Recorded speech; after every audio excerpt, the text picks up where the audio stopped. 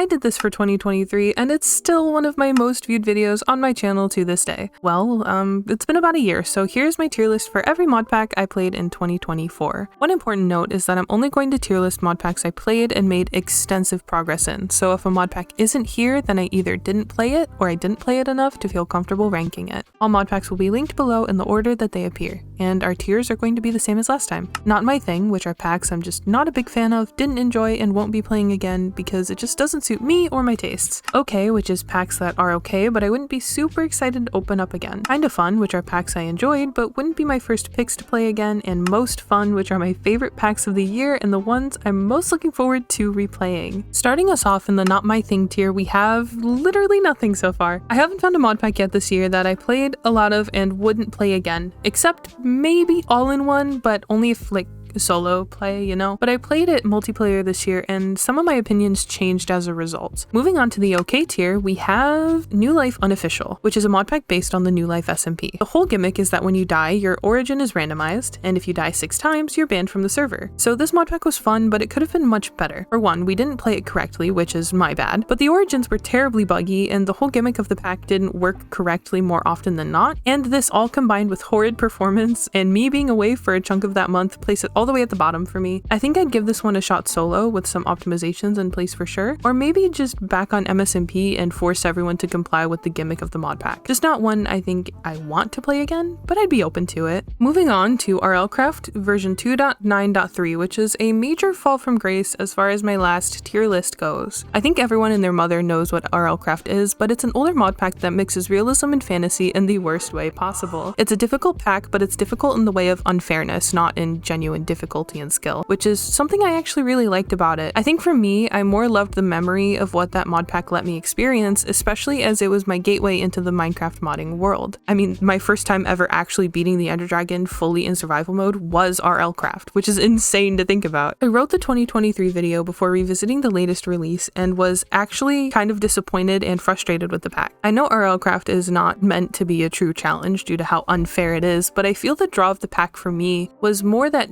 doing these daring things would run high risk, high reward, and as I got better at the pack, it was more fun to take said risks. But you know, I think I'm honestly a little salty about the ability to be a loot goblin pretty much being stripped from me, because that was how I really played RLCraft. That got majorly nerfed in this update. I'm super excited to try RLCraft Dragora though, which as of right now, I haven't played yet, so I can't add to this list. Our next pack is GD Hexing Tales, our first mod pack from my underrated Modpack series. GD Hexing Tales is a difficult RPG adventure style mod pack reminiscent of roguelike adventures in dungeons and RLCraft. Unfortunately, this pack is abandoned, so there are a lot of unfinished things as a result, but I can tell it was an ambitious project. It's a bit difficult to get started within this mod pack, but for people who enjoy difficult mod packs, that's no challenge. It has a lot of mods you'll be familiar with if you've played RLCraft, and the quest book is extensive. I will say, the mobs are a little questionable. The starting mobs are very difficult for the level the player starts at, but that's not out of the ordinary for mod packs like this. One of the hallmarks of this pack is Ice and Fire, but I feel it's poorly configured, or I encountered a bug because I wasn't able to hear or see a dragon and still died to it. It randomly decided it could see me and smited me, but at least it's not the unconfigured Ice and Fire bloodhounds you get in the base mod. The dungeons are unique and I really enjoyed exploring the one I found, and this was my first experience with that Absolute Darkness mod, whatever it's called, and it really limits your vision at night and in dark areas, and it's cool. It really threw me off at first though.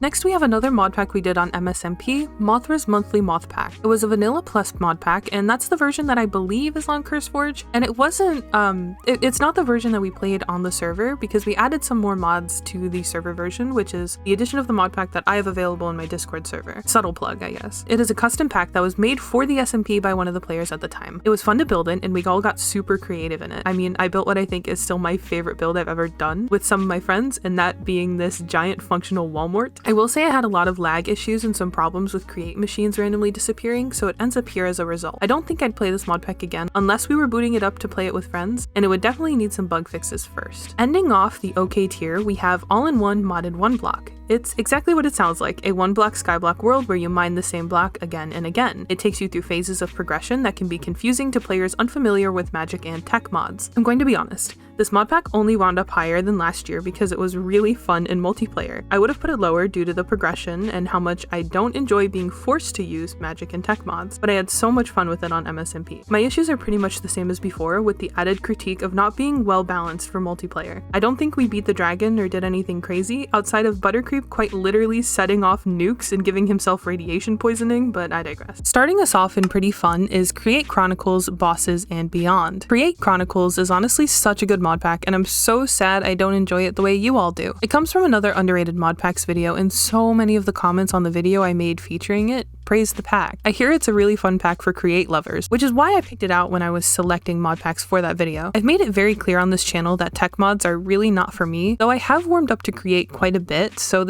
isn't for me, but I did have a lot of fun playing it, and I think if I liked Create more than I did, I would probably put it a lot higher. It has a good selection of mods that are more curated than other mod packs, interesting armor sets to work towards, and a lot of Create mods and add-ons that are perfect for people who enjoy automation, and some dimensions to sprinkle a little exploration in the mix. Plus, this is such a cool logo. I found this pack when I was really frustrated with the amount of AI images and assets I was seeing being used, so this was really nice. And speaking of, I literally saw one today that was for a pack that had like 30,000 downloads and AI assets in use, and it makes me so sad. The next few mod packs are all fairly similar because they are all Vanilla Plus or Vanilla Expanded, but I do believe they have their own unique traits that differentiate them from each other despite being Minecraft at their core. Obelia 1 is another one from my underrated series, and I honestly picked it because it's got such a friendly community and it supplies a Vanilla Plus experience that, while it isn't crazy unique, it still stands on its own two legs. I really advocate joining the Discord community for it. I also picked this mod pack in that video because of the potential I saw in it, and I think I was right. The author is currently working on Obelia 2, and per their announcement channel, they've spoken about doing a lot of customization, such as custom advancements and structures, rebalanced armor values, and progression improvements. As for Obelia 1, I'd say it's a solid Vanilla Plus mod pack, and I think it's a great idea to stay tuned and watch the development of its sequel. Elysium Days is next on our list, and it's honestly the first mod pack that I actually enjoyed playing in third person. It's again a vanilla expansion with no super guided progression. There is a quest board in villages that kind of elaborates on the vaguely RPG feel I get from this mod pack. I really enjoyed the sounds though, and the cosmetic choices are unique, and I really loved the player animations. I think one of my favorite things about this pack is the way the mobs spawned in. Instead of just popping in, they like rise up from the ground. It also has an incompatible mods list, which is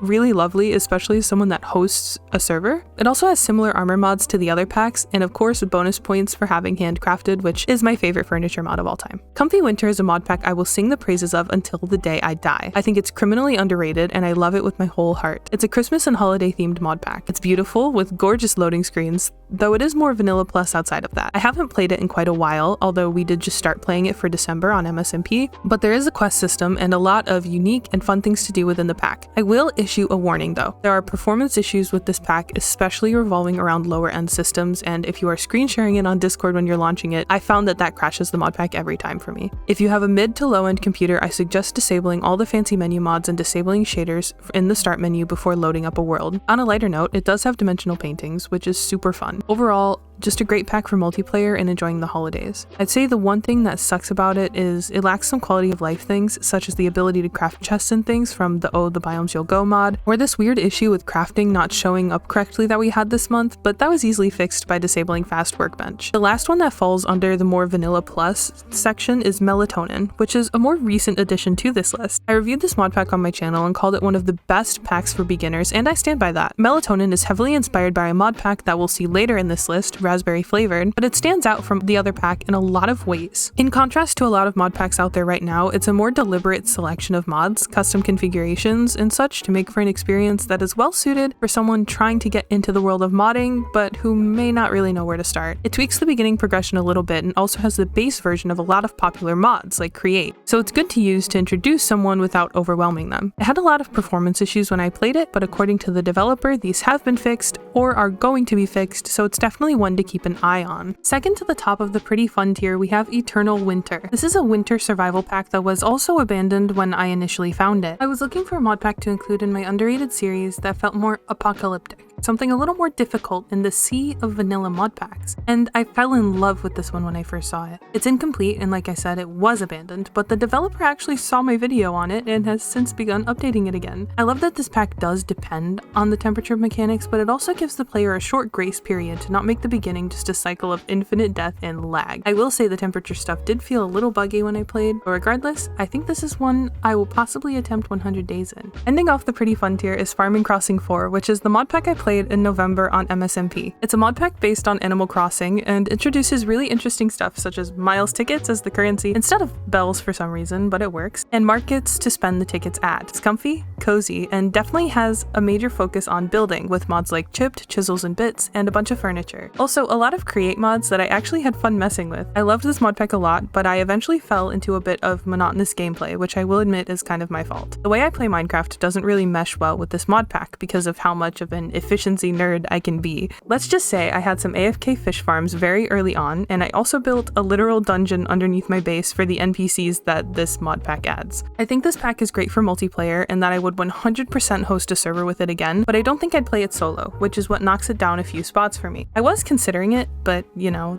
despite the monotony the gameplay kind of fell into,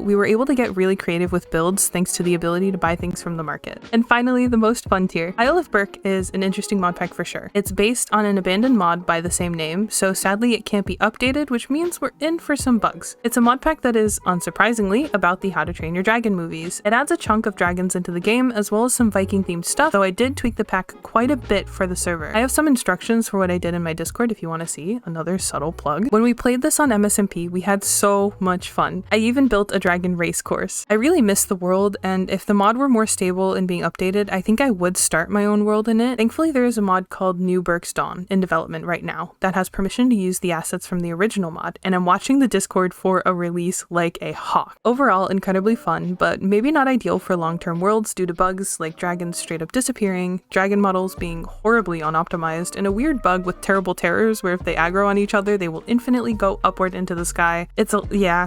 Next is Die Hard Forest, which is a pack I find to be really underrated. I mean, it is another from that series. I really loved this one. I plan to spend 100 days playing it through one day too. Die Hard Forest is a mod pack that locks you in the Twilight Forest from the start, forcing you to complete the dimension before you can actually leave and explore the rest of the Minecraft world, like the overworld, the nether, and things like that. I find it an interesting twist on the you start in X dimension thing, and I actually find this solves a lot of the issues with the Twilight Forest mod in and of itself. A lot of the time, I feel the dimension doesn't scale well when in the context of larger mod packs because of how modded gear can be, but this makes you take it on from the ground up. It also comes with a custom quest system, and I can't recommend it enough. Cottage Witch is next on the list, and it's one I'm currently working on a full playthrough video for as of writing the script. We played this mod pack on MSMP back in March, and it's one of my favorites to this day. Cottage Witch is a cozy, Minecraft expanded kind of pack with an emphasis on building and cottagecore stylization. It has a completely custom quest book and a lot of interesting things to do and explore. I had a hell of a lot of fun and got super creative with it. I'd say the only thing I really didn't like was the way that backpacks are endgame blocked for whatever reason. I especially didn't like not being able to configure that for my own server because I wanted to make backpacks craftable again on MSMP. But when I played, there wasn't a way to configure that without removing Cube.js, which is kind of not doable. But overall, it's one I'm really excited to continue editing the footage on and one I would definitely want to revisit. Raspberry Flavored is a what Minecraft could have been kind of mod pack. I played it before the pack was in a more finished state, which it now is. I place it here because of the potential I saw in it and how much I actually really liked the changes. You start off with wooden tools as always, but your next progression tier is copper instead of stone. This pack focuses a lot on create from the start and integrates it into early game progression. Villagers are removed, there's no end dimension, and enchantments got a complete overhaul. It's a great mod pack and it definitely stands out to me over a lot of others. I just played a good bit of it again recently and really enjoyed it, and it's a lot easier to understand now that I have a good grasp on the basics of create. I'd say this is a bit of a harder one to adjust to if you're coming from vanilla, but it's also a good pack for people looking to get more into the modded space. It's one I've rotated into the vote a few times for MSMP, but it hasn't been voted onto the server quite yet. Prominence 2 RPG Edition is a mod pack I've actually gotten multiple comments about. It's one that I'm sure everyone watching knows, but if you're unfamiliar, it is a huge RPG adventure mod pack with a heavy focus on quests and magic. It's got a talent tree and a whole lot of custom content. I had so much fun in this pack and I highly recommend it. It's the mod pack we played during June on MSMP, and I know my friend Butter and I had a lot of fun doing a sort of boss rush. I played this mod pack for an entire month and I still feel I could have done more with it despite playing it very often when it was on the server. If you're looking for something to play more long term and you're not super new to modded Minecraft, then this is a great pack for you. And it's third in the tier list overall for me. Only thing that really knocked it down a little for me was the bugs I encountered with the bosses, but more so the fact that the bosses had to be done in order, otherwise they wouldn't count in the quest line. For me, I don't enjoy progression that's guided to that extent, but despite this, I still had a lot of fun. Oh, and this pack performed beautifully, by the way. It has over 400 mods, but thanks to optimizations and thanks to it being on Fabric, it was a genuinely good experience, even for my friend Alpha, who plays on a gaming laptop. Unsurprisingly, the number 2 spot goes to Medieval Minecraft Forge. I think we see a little bit of a trend of me enjoying the more adventure fantasy style packs, some of them with more of a focus on survival, because that's what Medieval MC is. It's one I miss so badly and I really want to revisit for another playthrough. I'd say it isn't too difficult, but it was definitely a bit hard to get started, and there are some things that I don't understand about the pack to this day. Admittedly, that's kind of my own fault, so I suppose we should maybe take that with a grain of salt. The Origins aspect of this pack was interesting and it was a lot of fun to play with. Some were a bit buggy, which sucked, but you always encounter that with Origin mods, kind of unavoidable at this point. But I do feel the Sea Siren Origin, the one I played with, might be a little too powerful, but I think that the Origins in general introduce an extra layer to the pack